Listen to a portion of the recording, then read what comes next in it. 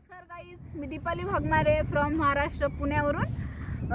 Guys हे पहा, ही जी आहे यमुना नदी, ही नदी दिल्लीवरून वाहत वाहत या ठिकाणी संगमावरती येते व गंगामाईला मिळते.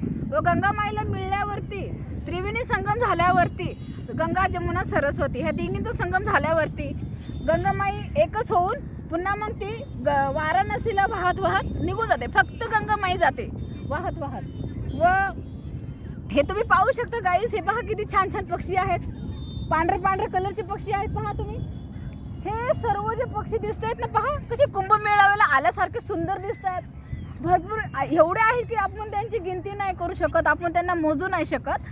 तर पहा, हे सर्व पक्षी जे आहेत ना, हे सर्व पक्षी ऑस्ट्रेलियामधून आलेले आहेत. हे कुंभमेळाव्यासाठीच 1 महिना अगोदर किंवा 1.5 महिना अगोदर त्या ठिकाणाहून प्रस्थान करतात व बरोबर कुंभाच्या वेळेस ते ह्या ठिकाणी येऊन राहतात. आणि जोवर कुंभ आहे तोपर्यंत ह्या ठिकाणी राहतात. कुंभमेळावा संपल्यावर हे सारे पक्षी पुन्हा ऑस्ट्रेलियाला प्रस्थान करतात.